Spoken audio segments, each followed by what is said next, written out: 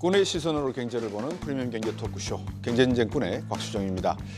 미국 바이든 대통령과 트럼프 전 대통령의 대선 경쟁으로 글로벌 반도체주가 최악의 한 주를 보냈죠.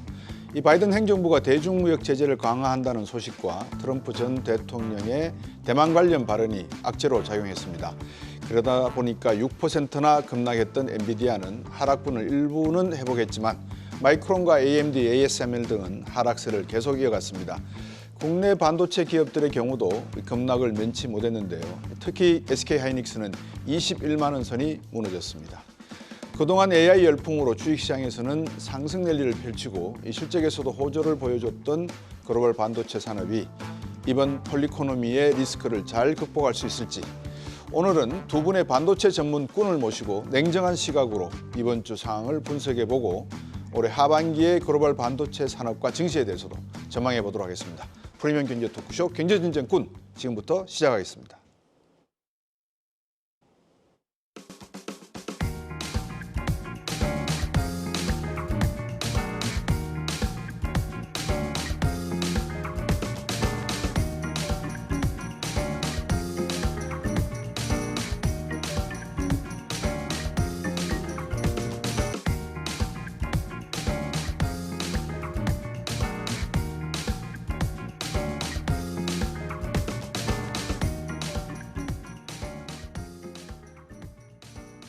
네, 트럼프 전 대통령의 말 한마디에 이런 일인가 싶습니다만 지난주에 일어난 피격 사건 이후로 재선 가능성이 높아졌다고 하죠. 이 트럼프 전 대통령의 대만 방위비 등의 발언 등이 글로벌 반도체주에 대한 투심이 얼어붙어 버렸습니다. 물론 바이든 행정부가 대중무역 제재를 강화한다는 소식도 반도체 주가 하락에 영향을 미쳤을 걸로 보입니다만은 트럼프 대세론과 바이든의 후보 사퇴 가능성으로 인해서 아마 11월 미 대선까지 정시 불확실성이 커지지 않을까 싶습니다. 두 분 꾼께서 지난 주말부터 일어난 일련의 사건들에 대해서 앞으로 글로벌 반도체주에 미칠 영향 어떻게 분석하시는지 한번 여쭤보도록 하겠습니다. 먼저 노군창 센터장님 어떻게 보셨습니까? 일단 그 바이든 행정부에서 얘기했던 대중 제재는 사실 이번에 ASML 실적도 보면 아시겠지만 DUB가 이제 상당히 중국의 이제 파운드리 기업들에 많이 나가고 있고요. 네. 특히 28나노 이상은 중국 기업들이 상당히 진흙탕을 만들고 있습니다. 그래서 오히려 지금 미국에서 제재를 해준다면 성숙 공정까지도 제재를 해준다면 우리나라 기업 그리고 대만 기업들의 성숙 공정 파운드리한테는 오히려 긍정적인 요인이 더 많고요. 네. 다만 이제 중국에서 이제 완제품을 만들 때 좀 부정적인 영향을 주지 않을까에 대한 건데 특정 장비 회사들만 저거는 영향이 있다고 봅니다. 대표적으로 네. ASML, 도쿄 일렉트론 이런 기업들일 것 같고, 반면에 이제 트럼프 대통령의 한 말은 사실 특별한 구체적인 내용은 없습니다.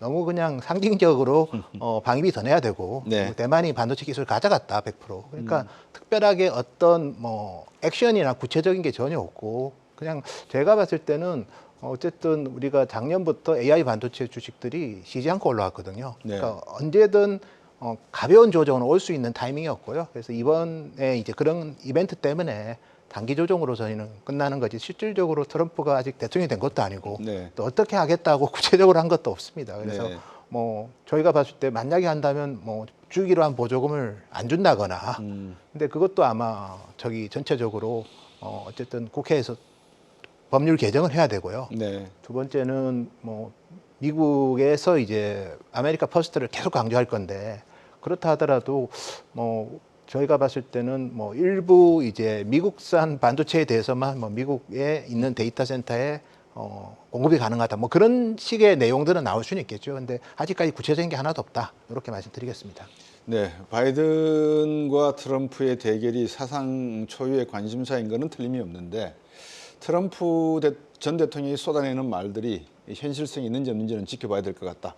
김영일 본부장님 어떻게 보셨습니까? 근데 일단 그 트럼프가 먼저 얘기한 거는 이제 지원법 그거 하는 거잖아요. 네. 근데 거꾸로 묻고 싶은데, 지원법 안 줘서 만약 인텔만 가지고 하겠다, 극단적으로 그렇게 할 수가 있는지가 퀘스천입니다. 그렇죠. 인텔의 캐파도 그렇고 케이퍼빌리티 능력도 그렇고, 그것이 만약에 그의 의미 있는 발언이었고 그렇다 인텔을 살려주는 방식으로 Make America Great Again을 한다면은 인텔 주가가 요 정도 있지는 않았을 것 같아요. 폭등을 하든지 조짐을 보였을 그렇죠. 텐데 그렇지 않죠.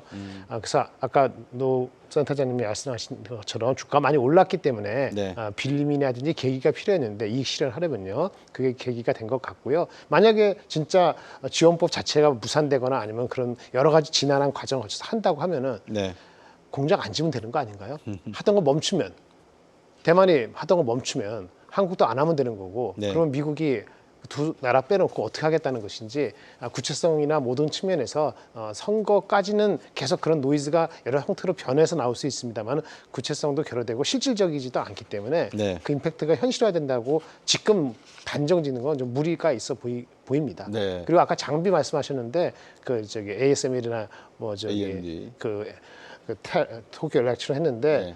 그럼 한국의 장비 업체들도 그렇게 조그만 회사까지 그렇게 다 트래킹해가지고 문제 삼을 수 있을 것인지 현실적으로요. 그것도 이슈고 뭐 우리가 ASML하고 이제 ASML은 대체는 안 되고 도쿄 일렉트론은 약간의 경쟁 회사가 있을 수 있는데 우리 장비 업체들 중에서도 만약에 단기적으로 네. 오히려 수혜가 있을 수 있는 업체들도 있거든요. 그리고 만약에 장비를 진짜 계속 못 보고 준 장비도 서비스가 못해서 그 중국의 업체들이 그것 때문에 문제가 진짜 장기적으로 될지도 모르겠습니다만 그게 된다고 하면은 삼성하고 하이닉스한테 나쁠 건 없죠 또. 네. 그렇게 봐야 되는데 어제 오늘 사이에서는 일단 폭탄급이라고 느껴지니까 네. 주가가 빌미를 잘 맞았다 싶어서 실적도 아직 안 나왔는데 네. 아주 호되게 좀 때리는 것 같습니다. 트럼프 전 대통령의 입이 그만큼 매섭기는 매섭지만 아직까지는 뭐 당선 유력시도 아니고 당선 뭐 확실시도 아닌 상태에서 트럼프의 입만 바라보고 있는 반도체 업황에 대해서 실질적인 내용을 제껴두고 트럼프의 입만으로 판단하기엔 좀 그렇다라는 말씀을 주셨는데 실제로 인텔이나 글로벌 파운드리 리스 같은 경우는 주가가 좀 오르기도 했습니다. 근데 미국 기업에서 장비라든지 반도체 생산이 그렇게 많지 않다는 걸 가정을 하면 결국 우리나라 기업들 네. SK 하이닉스와 삼성 반도체 그리고 대만의 TSMC가 상대적인 혜택을 받을 수밖에 없는데 트럼프 대통령 입장에서 보면은 그냥 주지는 않을 것 같아요. 뭔가 달라고 할 것 같거든요. 네. 그거를 IRA 법안이나 칩스 법안을 수정한다든지 보조금을 조건부로 준다든지 여러 가지 내용이 시나리오가 가능할 건데 우리 김장렬 본부장께서 보시기에 어떤 내용일까요? 어떤 전략을 가지고 트럼프가 이 시장을 글쎄요, 볼까요? 그걸 좀 알기가 어려운 것 같아요. 오히려 네. 노 센터장님은 더 잘 아실 것 같긴 한데요. 제가 봤을 때는 특별한 거 없을 것 같아요. 특별한 거 없을 것 같고요. 아까 말씀드린 것처럼 뭐 지원금 60m 불 주고 70m 불 주기라는데 네. 무슨 핑계 대가지고 뭘 깎을지 모르겠습니다. 그 불평등으로 사실은 우리한테 엄청 준 거 아닌 것 같은데 딴 국가들이나 이런 거는 그 저리로 또 대출해 준 것도 있는데 우리는 그런 건 없거든요. 순수하게. 네. 그래서 뭐 어떤 빌미를 할지 모르겠는데 우리는 TSMC 따라가면 될 것 같아요.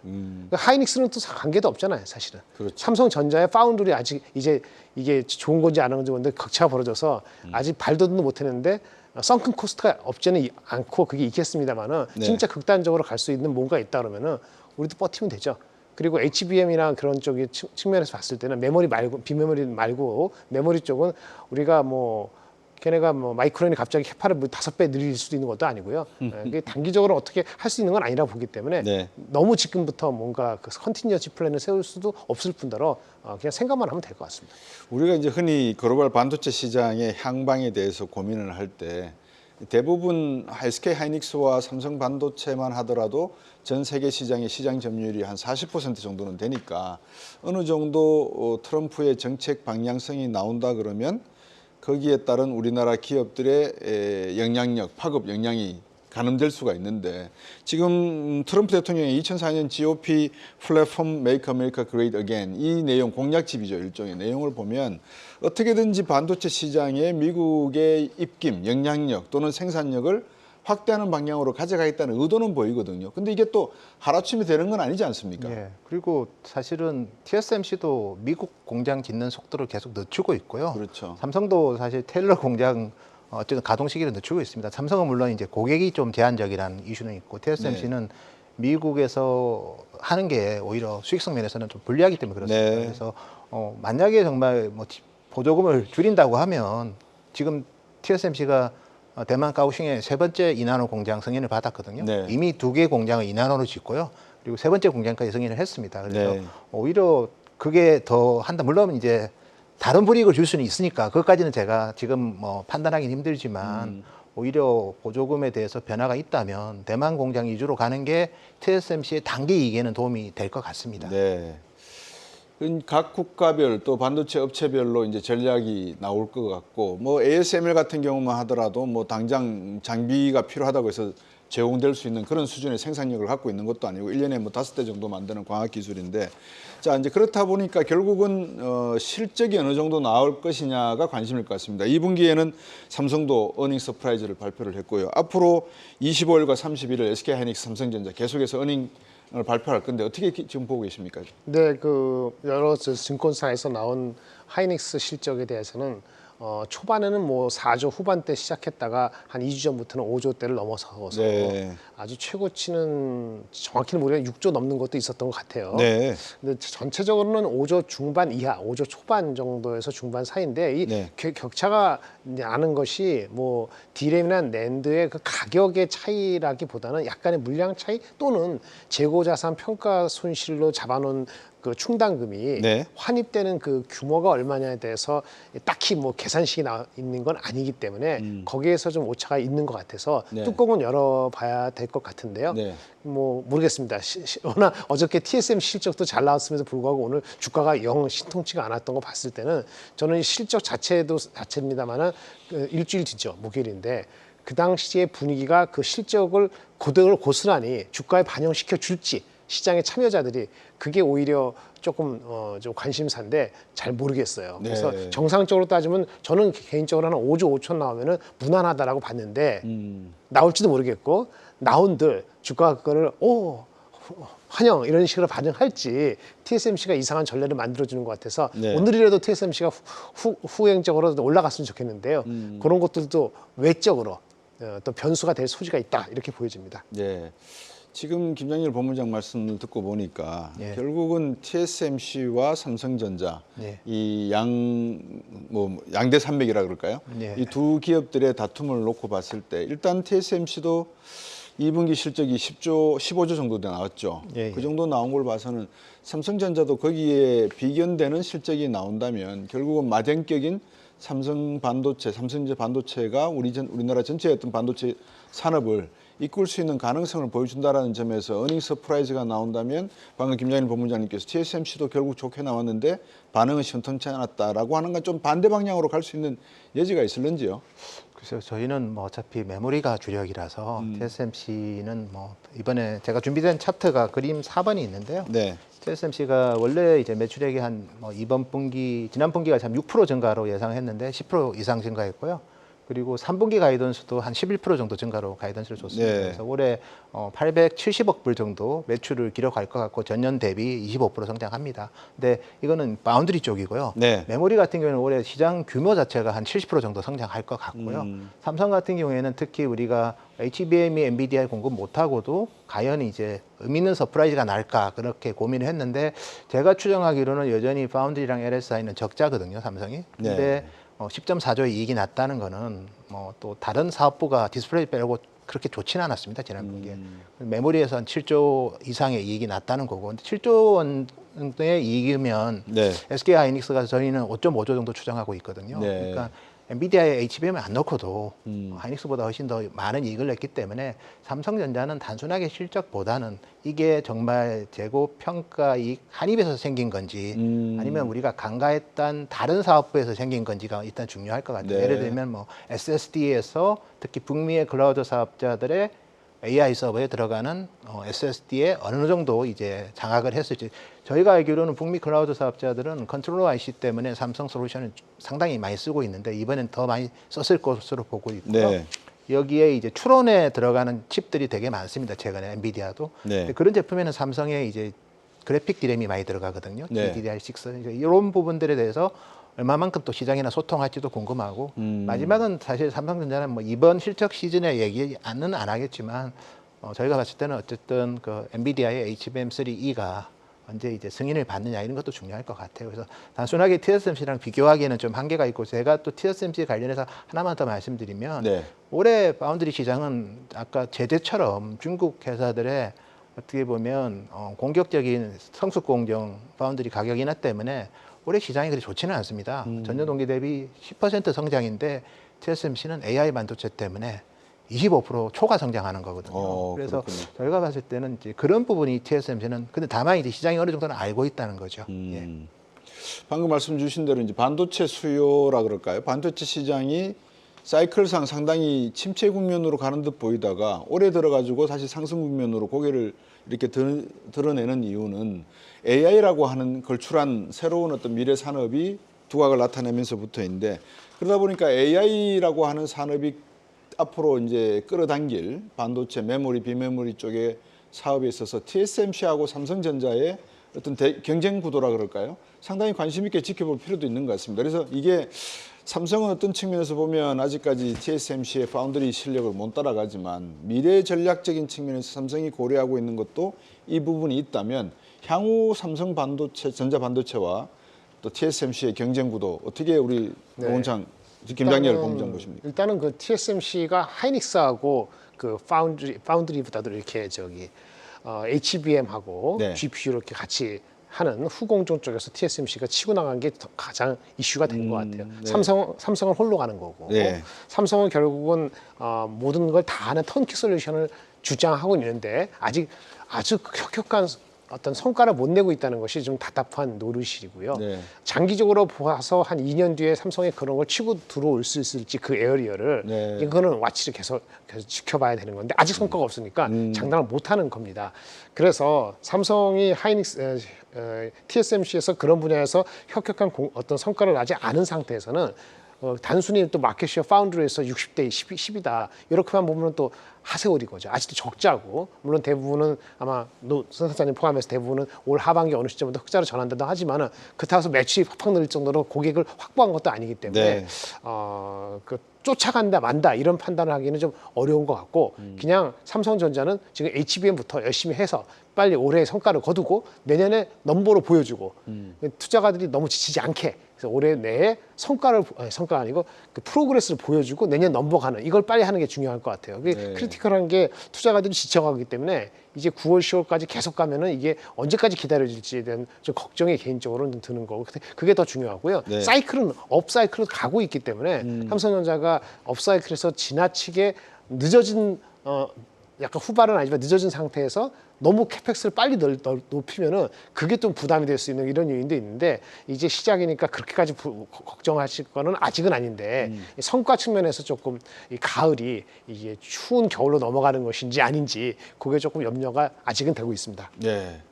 우리 김장렬 본부장님 말씀은 어쨌든 반도체 시장은 2025년 이후에 업사이클로 지금 들어간 것 같다라는 말씀을 주셨습니다. 장기적인 업사이클인데 결국은 AI라고 하는 반도체 또 HBM이라고 하는 또 메모리 반도체의 새로운 형태, 이 두 가지가 삼성전자와 하이닉스 향후 실적이라든지 주가를 끌어올리는 영향력을 발휘할 수 있을까요? 어떻게 보십니까? 저희는 여전히 이제 HBM이 상당히 이제 기회 요인이 많을 것 같고요. 그래서 제가 준비된 차트 중에서 네. 3번 차트를 보시면 엔비디아의 올해 데이터 센터 GPU 매출액은 한 네. 1,000억 불 정도 됩니다. 예. 작년이 471억 불이었고, 반면에 HBM은 이제 엔비디아한테만 공급하는 건 아니고요. 네. 사실은 우리 AMD든 또 미국의 빅테크 기업들의 AI 가속기에 또 들어갑니다. 그래서 HBM 시장의 성장률이 올해부터는 훨씬 더 높습니다. 작년에 HBM이 한 40억 불 정도 됐고 올해는 한 170억 불 정도 저희 예상하고 있고요. 전체 D램의 한 20% 이상이 됩니다. 그래서 HBM이 왜 그러면 성장률이 더 높으냐를 보면 제가 준비된 자료 1번 차트 1번을 보시면 네. 결국은 이제 저렇게 세 가지 방법을 통해서 HBM의 컨텐트를 높입니다. 왜냐하면 GPU의 성능은 계속해서 신제품이 나올 때마다 40에서 50% 성능이 개선되는데 네. HBM은 그런 그 속도로 개선되지 않거든요. 네. 그러면 결국은 이제 GPU랑 매칭을 시켜주려면 HBM을 훨씬 더 많이 달아야 된다는 거죠. 그래서 지금은 하프 아키텍처가 이제 HBM을 한 80GB를 단다면 이제 2027년에 나올 누빈 울트라 같은 경우에는 9배 더 달 것으로 예상하고 있습니다. 네. 그래서 768GB를 단다는 거죠. 그래서 메모리가 기본적으로 로직 칩 대비 성능이 개선되는 속도를 느리기 좀 슬로우하기 때문에 결국 더 많이 달아서 성과를 내야 된다는 거죠. 그래서 아까 제가 엔비디아의 올해 데이터 센터 GPU 매출액은 1,000억 불 보지만 네. 실질적으로 작년보다 엔비디아 매출은 2배 늘지만 HBM은 3배 이상 작년보다 더 성장하고 내년에는 이제 블랙엘이 중심이 되기 때문에 네. 여전히 엔비디아 GPU의 매출액 증가폭보다 HBM 시장의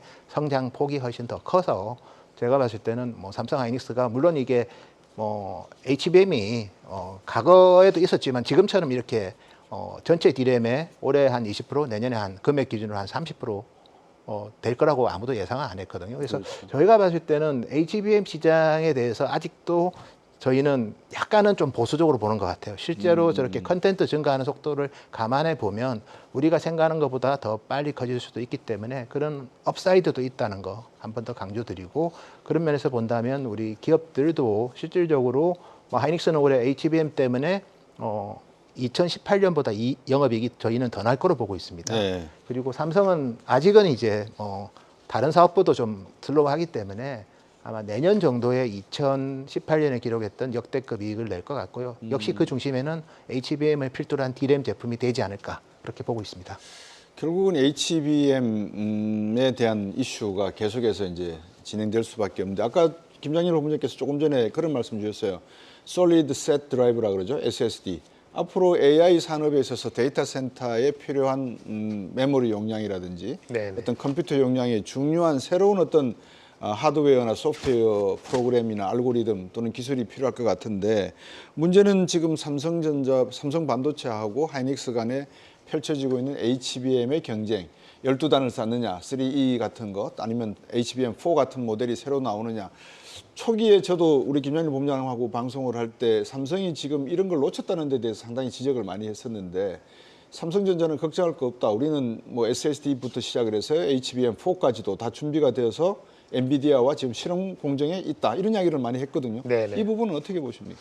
일단 그거는 유지가 되고 있고요. 다만 네. 이제 아까 뭐 SSD는 엔터프라이즈 SSD라고 해가지고 네. 기업용으로 들어가는 데이터 센터 같은 경우도 그렇고 SSD가 원래 잘 사용되지 않을 것 같은 곳에서 HDD를 대체하고 데이터를 세트를 구축하는 게 있고 데이터를 활용하는 게 있는데 네. 데이터 활용하는 쪽에서는 이제 QLC SSD라는 게 좀 필요하다 뭐 네. 이런 식으로 얘기가 되면서 하이닉스가 원래 그 인텔한테 받은 그 솔리다임 네. 그거에 대한 가치가 높아져서 네. 하이닉스에 대한 어텐션이 되는 건데요. 그렇다고 삼성전자가 거기서 준비가 안 되어 있고 그런 건 아니고요.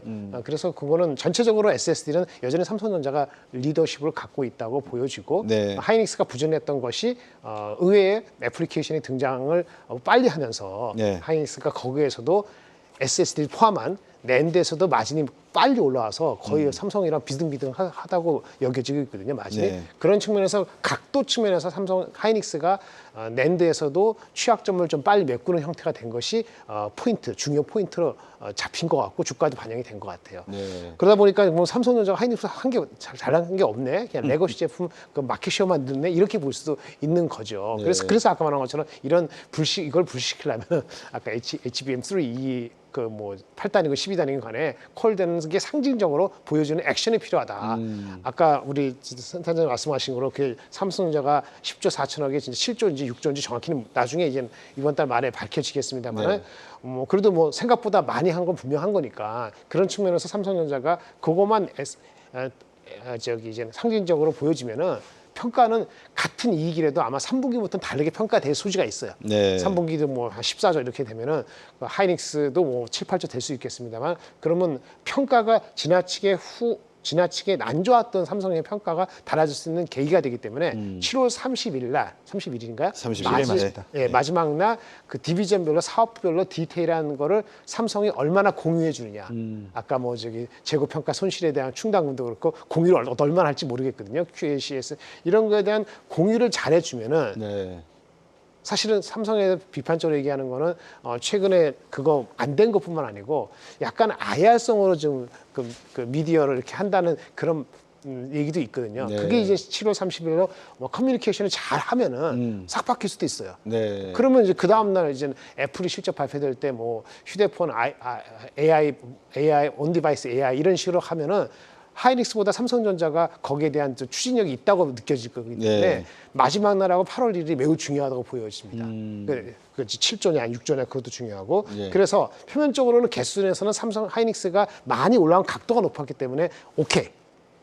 근데 이 주가는 이제 또 밸류에이션이 있으니까 이제부터는 터프해지는 거죠. 거기에 직면하고 있다. 이렇게 해석하시면 좋을 것 같습니다. 우리 이 김장률 본부장께서 말씀하신 내용을 듣다 보니까 이제 시청자 여러분들께서도 생소한 단어들이 많이 나옵니다. 들어보지도 못했던 용어일 수도 있는데 뭐 아시는 분도 계시겠죠. SSD라고 하는 이 솔리드 셋 드라이브 같은 것들이 어떻게 사용되고 있느냐 하는 대부분 AI용의 빅 데이터를 관리하고 처리하는 데이터 센터에서 사용되는 일종의 드라이브다 이렇게 생각하시면 되는데 여기에 또 다른 드라이브가 또 하나 있습니다. CXL이라고 그죠? 노은창 센터장님, CXL은 또 어떻습니까? CXL은 이제 좀 시장이 열리는 단계고요. 아마 저희가 봤을 때는 2028년, 9년 돼야지 좀 시장이 본격적으로 열릴 것 같습니다. 그래서 네. CXL은 그냥 컴퓨터 익스프레스 링크이기 때문에 아주 빨리 연결해서 컴퓨팅 한다는 겁니다. 그리고 좀 쉽게 설명드리면 로직 칩이든 메모리 칩이든 서로 묶어가지고 네. 빨리빨리 처리하니까 어떻게 보면 에너지 효율적인 솔루션이고 물리적으로 구분되어 있는 서버가 두 개의 서버가 있는데 각각의 서버 디램을 지금까지 따로 했다면 이제 뭉쳐서 쓸 수도 있는 그런 네. 인터페이스라고 보시면 되고요. 그리고 이제 이번에 컴퓨텍스에서 인텔이 이제 6세대 어쨌든 지원 프로세서를 공개했는데 거기 제품이 CXL을 지원합니다. 네. 그리고 AMD의 에픽 5세대 제품도 CXL을 지원하고요. 그래서 네. CXL을 지원하는 CPU가 이제 본격적으로 나오고 있기 때문에 예. 시장이 개화되고 있는 단계다. 이렇게 말씀드리겠습니다. 개화되는 단계라고 말씀을 주셨지만 사실 삼성이 그런 개화되는 단계, SK 하이닉스가 개화되는 단계에 초기에 있었던 HBM 시장에 들어가서 지금 SK 주가가 뭐 30 간다 이런 이야기가 나오듯이 만약에 CXL에 관련된 이 인터페이스 기능을 인텔과 AMD가 적극적으로 사용하게 되면서 미래 AI 산업의 주요한 하나의 또 다른 시장 상품으로 떠오른다면 삼성도 상당히 선점하는 영향력이 있겠습니다. 예, 열심히 많이 준비하는 것 같고요. 다만 개인적으로는 HBM만큼의 이력은 없을 것 같습니다. HBM은 GPU에 붙어가지고 네. 어떻게 보면 AI 반도체가 얼마나 많은 데이터를 고속으로 보내는 그 역할을 하는 거고 CXL은 냉정하게 보면 어떻게 보면 그 효율적으로 데이터를 사용하는 거기 때문에 네. CXL 인터페이스를 단 제품은 비싸겠지만 CXL을 많이 쓰면 네. 서버 디램을 적게 쓸 수도 있습니다. 예를 들면 우리 메모리 관점에서는 예. 그래서 프리미엄의 제품의 프리미엄은 되겠지만 HBM이 갖는 정도의 그 강도랑은 좀 구분하셔야 될 것 같습니다. 이 부분에 대해서 김장렬 네. 본부장님 뭐 비슷합니다. 예. 비슷하고요. 아까 그 주종 HBM을 대체하는 게 아닌데 마치 HBM을 대체할 것처럼 이렇게 인식이 초반에 돼서 네. 여전히 그런 건데 그런 건 아니라고 보여지고요. 네. 아니라고 보여지는데 바뀔 수도 있겠지만 지금까지 봤을 때는 대체하는 건 아니기 때문에 지금 20% 30% 매출이 올라가듯이 28년에 바로 그렇게 올라가는 그런 건 아니니까 네. 약간 테마성도 있을 수도 있다. 종목에 따라서는 그걸 유의하실 필요가 있을 것 같습니다. 많은 이제 AI 산업이 발전이 되면서 소프트웨어 기술도 발전이 되고 드라이브 기술도 발전이 되면서 뭐 GPU, CPU, NPU, TPU 여러 가지 형태의 프로세싱 유닛이 나올 건데 거기에 필요한 메모리와 비메모리 반도체의 기술 발전이 이 TSMC와 삼성전자, 하이닉스 간의 어떤 경쟁 체제로 이루어질 것이냐 여기에서 AMD라든지 또 글로벌 파운드리스 이런 기업들이 어떻게 또 트럼프 대통령 또는 바이든 대통령이 민주당 후보가 당선될 경우에 영향력을 주느냐에 따라서 세계 반도체 시장의 지각 변동은 불가피할 수 있다는 생각도 드는데 이 점에 대해서는 우리 노은창 센터장님 어떻게 보십니까? 글쎄요. 저는 뭐 아무리 정치가 반도체 산업에 최근 들어서 중요해졌지만 그래도 기술을 이기지는 못할 거라고 봅니다. 좋은 기술은 결국 더 나은 이제 가치를 제고시키는 거거든요. 네. 그래서 예를 들어서 인텔의 가속기가 NVIDIA GPU를 저는 뭐 의미 있게 하여튼 경쟁하기는 힘들다고 보고 있고 여전히 네. 기술적으로 한계가 있고 AMD의 가속기도 여전히 한계가 많이 있습니다. 그리고 네. 요즘은 빅테크 기업들이 자체적으로 커스텀 가속기를 많이 만들고 있고요. 그리고 그 제품도 혼용해서 쓰면서 또 엔비디아 제품도 쓸 거고요. 그리고 네.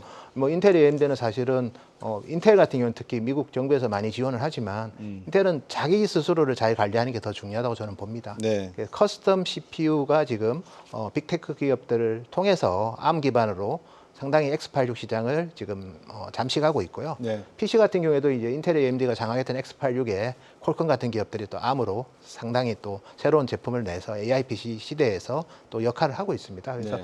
아무리 정부에서 지원을 해도 큰 기술의 트렌드, 저전력 그리고 아주 높은 수준의 매개 변수를 처리할 수 있는 어쨌든 GPU의 그 능력은 사실은 정부의 지원으로 대체하기는 힘들다 그렇게 말씀드릴 수 있겠습니다. 젠슨 황의 엔비디아가 블랙웰 칩을 만들면서 TSMC에게 주문을 넣었는데 주문 증가량이 25%가 네. 늘어났다는 겁니다. 젠슨 황도 중국계고 TSMC는 뭐 대만계고 대한민국의 삼성전자와 하이닉스가 이 엔비디아의 블랙웰 칩에 어떤 필요한 기술적 지원 또는 생산 반도체 관련해서 가능성은 없을까요? 어떻게 보세요? 우리는 HBM을 하는 거니까요. 아까 예. 선생님 말씀하셨지만은 지금 블랙웰 이전 버전, 호퍼 버전, 블랙웰 네. 다음에 내년에는 루빈 이렇게 나오는데 네. 그 거기들은 GPU가 아니고 HBM 메모리 용량 자체가 많이 늘어나요. 그러니까 우리가 그로스가 더 높은 겁니다. 성장률이. 그러니까 우리는 사실은 요거는 막을 방법이 없죠. 미국이 뭐 어떻게 뭐 말하면 무슨 마이크론한테만 지원해서 되는 것도 아니고 캐파도 안 되기 때문에 이건 따놓은 당상이고요. 네. 다만 마켓시어 우리가 계속 유지하는데 가격을 우리가 얼마만큼 더 올릴 수 있느냐 아니면 플랫 가느냐 이거는 우리가 공급의 캐파 증가를 어떻게 하느냐는 건데 사실은 우리도 캐파 증가를 무작정 하기에는 이 수율 이슈도 있고 또 내년은 오케이인데 내후년에 혹시라도 수급이 좀 수그러질까라는 생각도 하기 때문에 네. 지나치게 어떤 그 옛날식으로 고고고 이런 식으로 캐파 증가를 하지는 않기 때문에 수요를 완벽하게 미트하는 수율도 문제고 그렇게 못 갈 가능성이 높아요. 네. 그래서 한국이 GPU에 맞는 HBM 이게 블랙웰이 수요가 좋으면은 엄청 좋은 거죠. 물론 블랙웰로 가는 와중에 엔비디아 자체는 호퍼 버전하고 블랙웰을 갈 때 무슨 약간의 뭐 트랜지션 상태에서 무슨 생산이 제대로 안 됐을 수도 있다. 이런 얘기는 엔비디아 주가에 대한 얘기고 네. 우리 수요에 대한 얘기는 거의 관계가 없게 흘러갈 가능성이 있기 때문에 네. 아마 이거는 별 문제가 안 될 것 같고요. 혹시 우리가 공정에서 새로운 공정이나 새로운 장비를 하는 과정에서 수율이 확 떨어지면은 그러면 많이 팔았는데 왜 마진이 조금 왜 50% 60%가 아니고 45%냐 이런 세밀한 거에서 차이는 있겠습니다만은 아마 내년 초까지는 HBM에서 성장률은 블랙웰이 돼가지고 성장률은 블랙웰을 등에 업고 우리는 더 빨리 달릴 수 있다. 근데 문제는 이 주가가 그걸 미리 반영했느냐 이런 측면인데 삼성은 반영이 안 된 것 같고 하이닉스는 제가 봤을 때 한 70~80% 반영이 돼 있고 네. 이렇게 보기 때문에 아까 매크로적으로 뭐 저기 트럼프건 바이든 누가 되든 간에 뭘 한다 하잖아요. 네. 그거 하는 거는 B2C에서 이슈가 되는 거예요. B2C는 뭐냐면 전기차, 자동차 이런 거는 언제까지 50% 판매에 말어 이렇게 규정할 수 있고 그 규정을 없앨 수도 있고 그래서 사람의 소비를 왔다 갔다 할 수 있을지 모르지만 이게 뭐 우리는 B2B인데 이 관계 없죠. 그리고 지금 인프라를 계속 투자하고 있는데 네. 아마도 AI에 대해서 투자는 계속할 것이고 거기에 들어가는 핵심은 반도체는 삼성전자하고 TSMC, 하이닉스 갖고 있기 때문에 네. 보조금 가지고 뭐 깔짝깔짝해서 우리를 뭐 괴롭히고 하는 거는 아마 단기적이지 않을까 이렇게 저는 개인적으로 보고 있습니다. HBM 시장이 전체 반도체 시장의 약 한 10% 정도를 차지하고 있다는 이야기를 들었는데 그렇지는 않고요. 그렇지 않습니까? 디램 시장에서 예. 올해 기준으로 봤을 때는 출하량 기준으로는 5%, 금액 기준으로는 한 20% 정도 될 것 같고요. 예. 2025년에는 전체 출하량 기준으로 HBM이 한 10% 정도 되고요. 금액으로는 30%가 넘을 것 같습니다. 오, 그래서 그렇구나. 상당히 중요한 시장이 되어가고 있다. 이렇게 말씀드릴 수 있을 것 같습니다. 네. 노원창 센터장께서 최근 리포트 내셨죠. 저는 이제 아직 커버리지를 하고 있기 때문에 예. 실적 시즌 전에 예. 항상 프리뷰를 저희는 해야 될 의무가 있습니다. 그렇죠. 예. 그 프리뷰에서 삼성전자 11만 원, SK 하이닉스 29만 원 하셨습니까? 예, 뭐 저희 뭐 목표 주가는 그렇게 제시했습니다. 그대로 유지하시겠습니까? 하반기에도? 저희 뭐 어쨌든 뭐 저희는 컨트롤 이슈 때문에 네. 여기서 그런 얘기를 하는 거는 좀 한계가 있고요. 네. 어쨌든 변화가 있으면 저희가 보고서로 말씀드리겠습니다. 네. 시청자 여러분, 노곤창 센터장의 보고서를 한번 주목해 보셔도 하반기의 반도체 시장의 전망, 향방에 대해서 어느 정도 힌트를 얻으실 수 있을 것 같은데 이번에는 김장렬 본부장께 한번 여쭤보겠습니다. 올 하반기 반도체 네. 뭐 지금까지 다 긍정적인 말씀을 주셨고 우리의 경쟁력을 충분히 설명을 주셨습니다만 말씀 주신 대로 낙관적으로 유지를 해도 뭐 미대선과 큰 영향 없이 우리의 가지고 있는 기술력만으로도 우상향의 주가를 예측할 수 있는지 어떻게 보십니까? 일단 그 아까 HBM 콜 자체 여부가 네. 삼성전자 주가를 빨리 9만 원, 10만 원 가게 하는데 하나의 큰 역할을 할 것 같습니다. 네. 저는 조금 더 이제 애널리스트가 아닌 좀 자유롭게 말씀을 드리면은 HBM 콜 자체 여부 그거에 따라서 한 15,000원 정도의 플러스는 있을 수 있다고 보여져요. 15,000원 정도. 거꾸로 얘기하면 그게 안 일어나면은 네. 시장에서 기대하는 목표치보다는 15,000원을 까고 봐야 된다라고 보여지고요. 네. 물론 그거를 이제 그 엄청난 어닝 파워 HBM이 안 하는 건 아닙니다. 엔비디아 HBM, 어드밴스드 HBM을 지금 콜을 안 받았을 뿐이지 아까 뭐 AMD도 그렇고 다 들어가요. 그러니까 삼성이 그렇게 하는 거죠. 근데 상징적인 측면에서 제가 임의적으로 15,000원을 빼고 플러스하고 이렇게 얘기를 하는 거고요. 네. 그건 이제 지켜봐야 되겠습니다. 네. 하이닉스는 주가가 어느 정도 반영이 됐기 때문에 제가 봤을 때는 이익 파워가 엄청나야 될 것 같아요.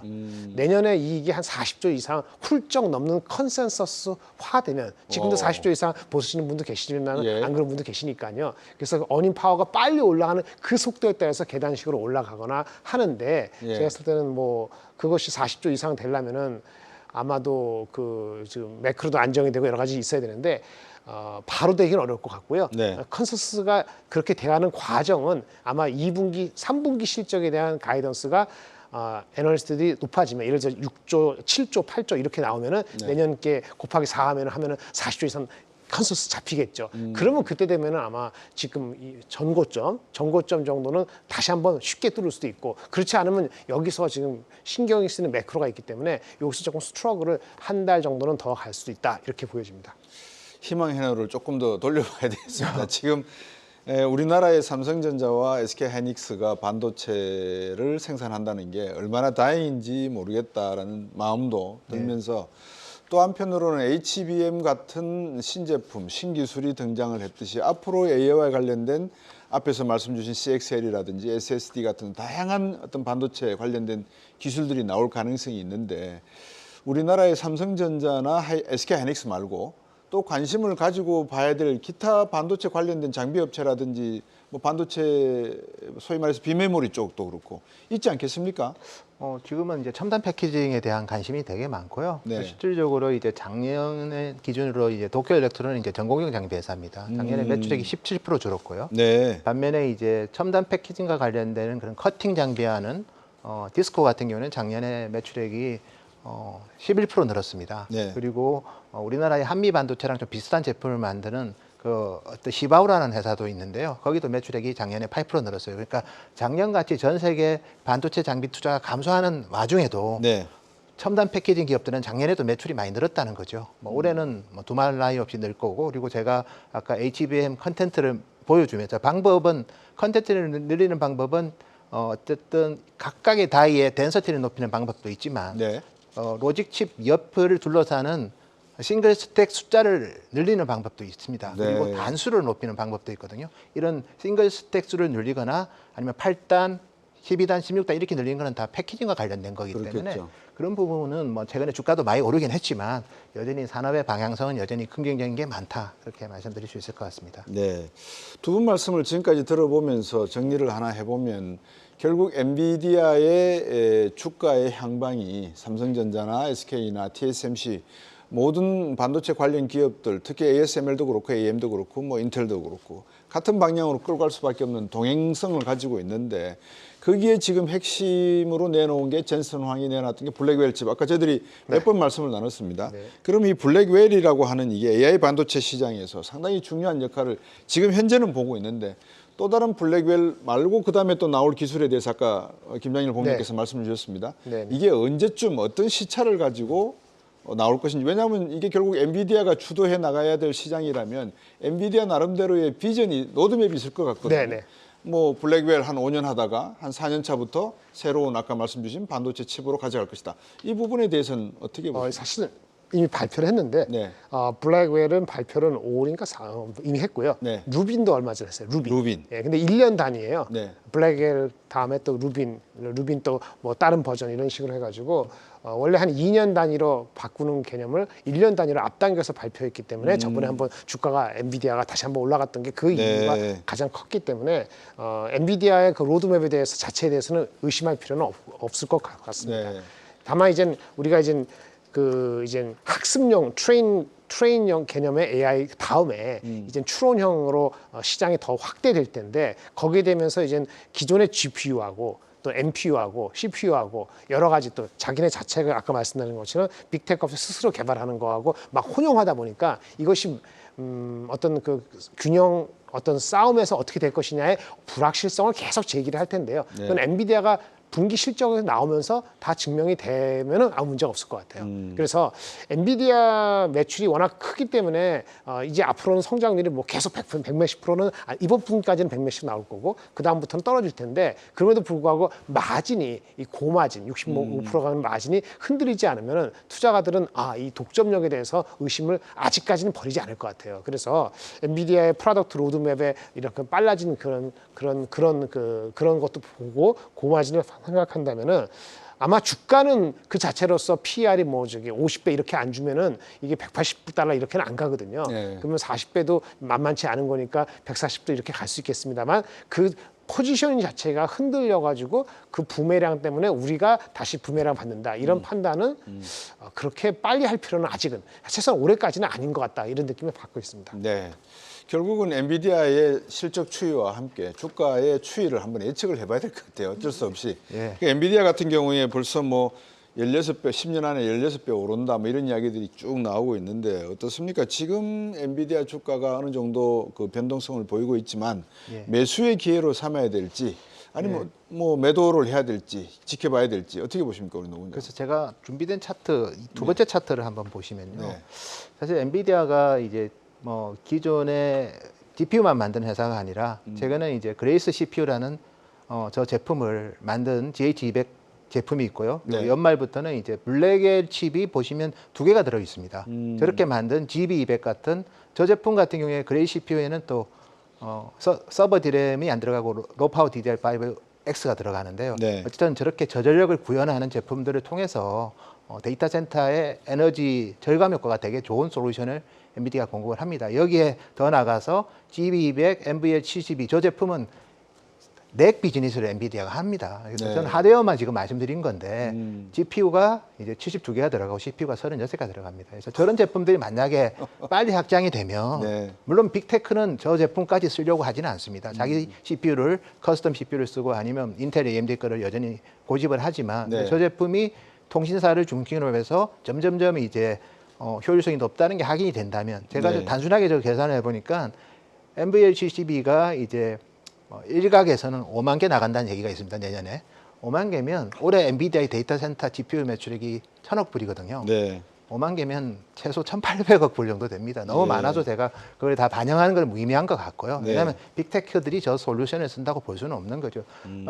그렇지만 다른 한편을 보면 저 정도의 포텐셜이 있는 제품들이 계속해서 솔루션으로서 엔비디아 공급을 한다는 그 잠재력은 또 우리가 간과해서는 안 될 것 같고 여기에 저런 단순하게 솔루션 비즈니스가 아니라 엔비디아가 또 서비스 비즈니스도 많이 합니다. 옴니버스든 네. 아니면 NIM이라고 해서 엔비디아 인퍼런스 마이크로 서비스라고 해서 AI 솔루션이 없는 일반 기업들도 엔비디아의 그 플랫폼을 쓰면 누구나 다 AI를 개발할 수 있는 최근 들어서 보면 바이오 회사들도 AI 솔루션을 통해서 신약 개발을 하거든요. 그게 다 엔비디아의 솔루션이고 그리고 뭐 자율주행 쪽도 그렇고 그래서 저는 엔비디아는 우리가 물론 제일 중요한 거는 이제 데이터 센터 GPU이긴 하지만 네. 그 데이터 센터 GPU에 CPU를 올리고 그리고 그걸 단품으로 파는 게 아니라 렉으로 토탈 솔루션을 공급하는 저 젠슨항은 단순하게 단기적으로 인더스트리를 접근하는 것 같지는 않습니다. 상당히 오랫동안 큰 그림화에서 비즈니스를 하고 있기 때문에 네. 뭐 그런 부분에서 좋은 성과가 나온다면 업사이드가 되는 거고 근데 그런 부분들은 아직 시장이 충분히 다 성과가 안 나왔기 때문에 다 반영한 것 같지는 않아요. 그래서 저희가 봤을 때는 아직은 여전히 성장형 기업이다. 그 정도로 말씀드리겠습니다. 지금 아주 좋은 말씀하셨는데요. 네. 지금 그 다양한 CPU 포함해서 새롭게 하는 거랑 네. 옴니버스 포함해서 이런 그 다음에 빅테크가 아닌 이런 다양한 아직 분야가 작은데 그 포텐셜까지 해서 포캐스트를 한 애널리스트가 없어요. 제가 알기로는. 그래서 그렇겠네요. 올해가 뭐 1,200억 불이다. 내년 1월 끝나는 거. 네. 그래서 데이터 센터가 1,000억이라면 그거는 돼 있죠. 근데 그 다음부터 포캐스트는 그냥 올해 작년에 워낙 높았기 때문에 그로스를 성장률을 뭐 30%, 25% 이렇게 낮춰서 한 그 포캐스트에서 하기 때문에 네. PER 50배를 선뜻 못 주는 건데 그게 다양한 것이 뭐 3년, 4년 뒤가 아니고 한 2, 3년 뒤에 다가온다는 게 보이면은 그때는 또 다른 관점으로 볼 수 있기 때문에 그것까지 정성적인까지 반영된 미국의 애널리스트가 다 똑똑한 건 아니거든요. 노문찬 센터장님이 더 똑똑하신데 아닙니다. 그런 거를 반영을 하는 컨센서스 빌딩업은 아직은 안 됐어요. 아직은 안 됐다. 그냥 분기 실적 140%, 180%, 이게 내가 70%면 팔아 이렇게만 보기 때문에 65% 마진 내다가 62%면 팔아 이렇게 접근하기 때문에 예. 그런 사람들이 많으니까 예. 또 트레이딩이 되고 그러는 걸 하겠는데 지금 140불, 180불 얘기할 때는 그런 것까지 반영이 안 된 거다라는 거는 한번 생각해 보실 필요가 있습니다. 롱통으로 보시는 분은. 뭐 중장기적인 투자를 한다 그러면 엔비디아라든지 여러 가지 AI 관련된 반도체 쪽으로 그냥 쭉 가져가는 게 큰 무리가 없다는 말씀은 들리는데 이 단기적으로 데이 트레이딩이나 만스리 트레이딩 하시는 분들은 향후에 하반기는 어떻게 가야 되지 고민이 많으실 것 같습니다. 마지막으로 두 분께 한번 여쭤보고 싶습니다. 시청하고 계시는 많은 투자자분들을 위해서 하반기 뭐 삼성전자, SK하이닉스, 엔비디아, AMD, 뭐 마이크론 수많은 반도체 기업들이 있는데 어떻게 우리나라와 미국 또는 우리나라 내에서 반도체 기업들에 대한 투자 전략 가져가야 될지 좀 설명해 주시죠. 노은창 센터장님. 예, 어쨌든 AI 반도체가 어쨌든 수요 증가를 하면서 HBM이 이제 니치 마켓에서 메인스트림으로 들어왔고 우리는 추가적으로 새로 생긴 디램 시장이라고 사실은 지금은 봐야 됩니다. 왜냐하면 전체 디램의 한 30%가 되고 그리고 지금 그러면 이제 결국에 이제 AI 데이터 센터를 충분히 지었느냐를 봐야 됩니다. 그렇겠죠. 어차피 메모리 반도체가 우리는 주력이기 때문에 네. 주가는 실적이 좋다고 해서 꼭 가지는 않습니다. 오히려 1년 전부터 빠질 수도 있습니다. 그러면 지금이 그 단계인지를 고민해야 되는데 지금 AI 데이터 센터는 발전소가 없어서 충분히 못 짓고 있습니다. 그리고 이제 지금 이번에 나오는 엔비디아의 블랙엘 같은 경우에는 기존 제품보다 이제 트랜지스터가 이제 한 2.5배 늘었습니다. 네. 2,080억 개 정도가 들어가고 그다음에 내년에 이제 2026년에 나올 루빈 같은 경우에는 이제 3나노 제품이기 때문에 네. 아마 트랜지스터가 훨씬 더 많아졌을 거고 그렇겠네요. 더 많은 매개변수를 처리할 겁니다. 조 이상의 매개변수를 처리할 건데 근데 그 제품과 이제 새로운 발전소가 지어지는 시점이 2026년이거든요. 그래서 저희는 26년까지는 상당히 좀 인더스트리는 가시성이 높다고 봅니다. 그 말은 2024년에 AI 반도체 투자에 대해서 너무 많은 고민할 필요는 없는 것 같아요. 트레이딩은 할 수 있습니다. 그렇지만 여전히 이 근처에 있어야 된다. 이렇게 말씀드리겠습니다. AI라고 하는 산업에 계속 근처에 머물면서 주변을 뱅뱅 돌다 보면 뭐 데이 트레이딩이나 만슬리 트레이딩 이런 개념은 잊어버리고 롱텀으로 가져가면 뭔가는 중장기적으로 실익을 얻는다는 말씀이셨습니다. 네. 어저께 TSMC에서 이런 얘기를 했어요. 네. 그 반도체 HBM 포함해서 시장이 어떻게 될 거냐 하니까 영어 써서 죄송한데 well beyond next year라 그랬어요. 네. 그러니까 내년까지 전혀 신경 쓸 거 없고 2026년에 25년에 워낙 좋으면 약간 수그러들지 모르지만 공급 부족이 그 얘기를 하면서 만약에 그 비용 들고 어떻게 되냐 공장 짓고하니까 네. 고객이 알아서 한다. 고객이 전가하는 거지. 우리는 만들어내기만 하면 된다. 이런 식으로. 근데 사실은 컨퍼런스 콜 들으면서 그 정도 자신감 있는 건 거의 드물었거든요. 그래서 저는 어저께 그 전에 8% 빠졌기 때문에 어저께 한 3% 오는 줄 알았어요. 예. 이제 이상한 시츄에이션인데 예. 그렇죠. 맞습니다. 25년, 26년이니까 앞당겨서 1년 앞당겨도 내년 초나 가서 한번 고민해 보자. 이렇게 하는 것이 맞을 것 같습니다. 네. 오늘도 귀한 말씀 나눠주신 두 분께 진심으로 감사드리겠습니다. 감사합니다. 네, 감사합니다. 감사합니다. 이 트럼프 전 대통령 대선 후보직을 수락하는 한편 바이든 대통령은 코로나19 확진으로 유세 행보의 차질을 빚고 있습니다. 후보 사퇴 압력까지 더욱더 거세지고 있죠. 이 때문에 11월 미 대선까지 폴리코노미 리스크가 글로벌 증시 변동성을 확대할 가능성이 높아진 상황인 것 같습니다. 이럴 때일수록 변수의 향방에는 애문하게 촉각을 세우되 이 시장을 분석하고 투자를 결정할 때는 보다 냉정한 판단이 중요한 그런 시기가 아닐까 싶습니다. 맥킨지 보고서에서도 이미 기업들이 AI 기술을 받아들일 때 어느 정도 비용이 드는지까지 계산을 하는 거 보면 상당히 AI 기술은 미래 기술임에 틀림이 없는 것 같습니다. 경제진정꾼은 다음 주 금요일 오후 5시 30분에 다시 돌아오겠습니다. 시청해주신 여러분 고맙습니다.